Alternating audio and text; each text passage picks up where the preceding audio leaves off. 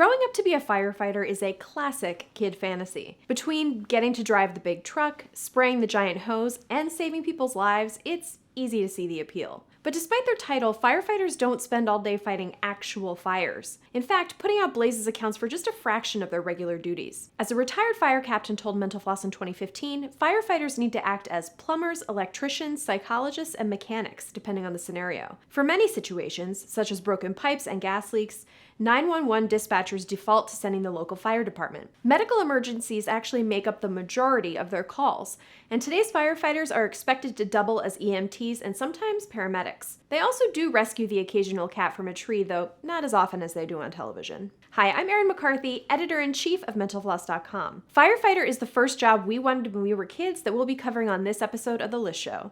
Let's get started.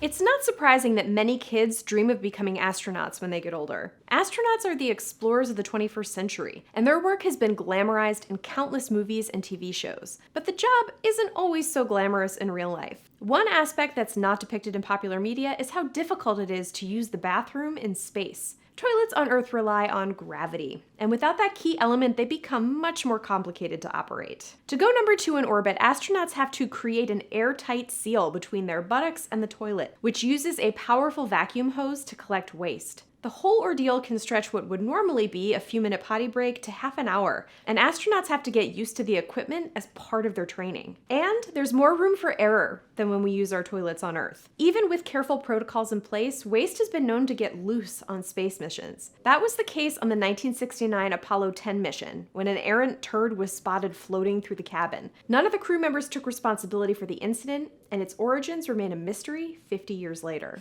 If you were a kid who dreamed of flying high above the Earth but didn't want to commit to space travel, you may have wanted to be an airline pilot. The job isn't as well compensated as you may assume. The lowest paid 10% of commercial pilots earn less than $56,000 in 2023. But it does come with some perks. One is that they can fly just about anywhere in the world for free. That's a sweet benefit for frequent travelers, but many pilots end up never taking advantage of it. Though they can go wherever they want, the when is not guaranteed. They still have to wait for a standby seat to open up on the flight they want, which makes planning trip itineraries in advance difficult. On top of that, most airline employees have access to the same perk. So if a baggage handler with more seniority is trying to get on the same flight, they get priority. To learn about this and more misconceptions about 49 other jobs, check out our video about it. We'll pop a link in the description.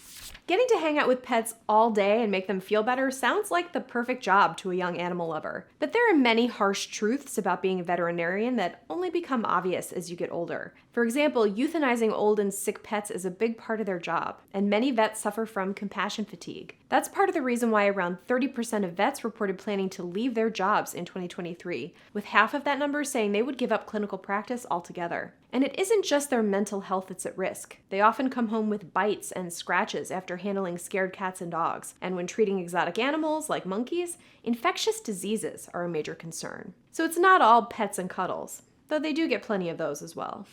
If you wanted to be a nurse at a young age, you may have realized it's a tough job early on. According to professionals in the field, the work is harder on some days of the week than it is on others. Nurses generally dread coming in on Mondays because there tends to be an influx of sick patients who put off seeing a doctor all weekend and have already been symptomatic for days. And because many staff members don't come in on weekends, there's also more work waiting for the nurses who do get stuck on the Monday shift. Moral of the story: if you feel like you should see a doctor, don't procrastinate the visit for the sake of your social life. Your friends and your healthcare providers will appreciate it.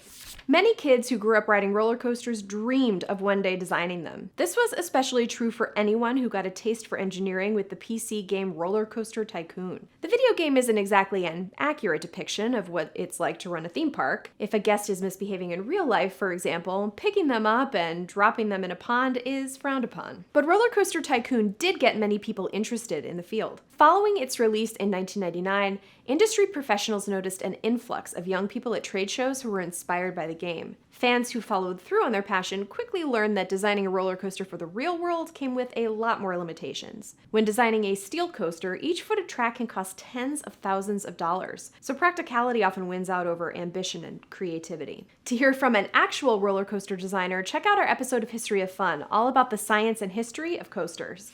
In a similar vein, many of today's paleontologists were inspired by the 1993 blockbuster Jurassic Park. Steven Spielberg's dinosaur thriller was a massive hit, and for countless kids, it answered the question, what do you want to be when you grow up? Though many of them lost interest in dinosaurs as they got older, a large number chased their passion into adulthood. Paleontologists today attest that the Jurassic Park generation is indeed a real thing. In the 2010s, when people who watched the movie when they were 10 years old entered their 30s, jobs in the field became more competitive than ever. This led to a paleontology boom, with a new dinosaur species being discovered every 10 days on average in 2018.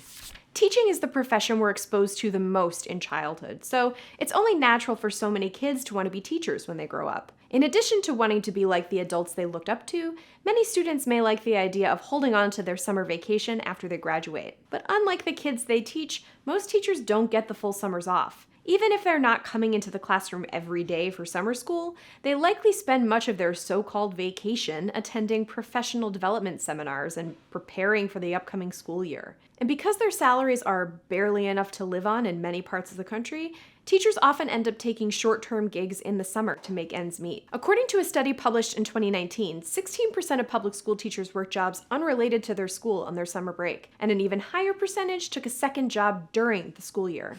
Owning your own ice cream truck is the ultimate marker of success in the eyes of a kid. Or at least that's true for kids who spent their summer days chasing the catchy jingle through their neighborhoods. But this scenario is no longer as common as it once was. Nowadays, many ice cream truck drivers park in one spot and stay there. They may even build their schedules around weddings, school picnics, and other events where business is guaranteed. As inflation and high gas prices have eaten into profits, ice cream trucks in general are a rarer sight than they used to be. So if selling creamsicles to children was a childhood dream you'd still like to pursue, make sure your finances are in order before investing in a refrigerated truck.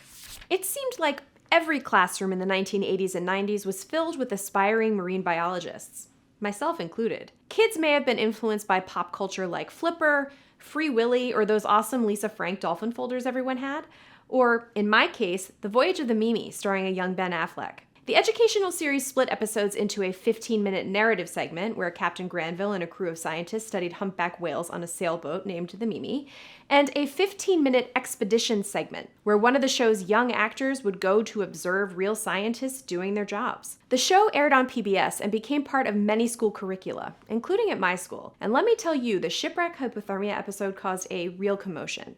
If you know, you know. At any rate, I got the chance to go to the Bank Street College of Education, which created The Voyage of the Mimi, and dig through their archives for a piece about the show, which we'll put in the description below in case you're interested. Anyway, whatever inspired students to want to be marine biologists, many grew up to realize that studying ocean life isn't as easy as befriending some aquatic creatures at the local marina. The career requires a serious science background in subjects like ecology, zoology, and biochemistry. A select number of colleges offer undergraduate degrees in marine biology specifically, including Northeastern University in Boston. One draw of the major is the 3Cs program, which sends students out into the field for a year to study 3 different habitats: tropical coral reefs, North Pacific kelp forests, and North Atlantic rocky shores. Sounds like the perfect opportunity to have an adventure with a friendly sea animal. Okay, maybe not, but an ex-aspiring marine biologist can dream. That's all the time we have for childhood dreams today. What very specific job did you want as a kid? Let us know in the comments. Thanks for watching, and we'll see you next time.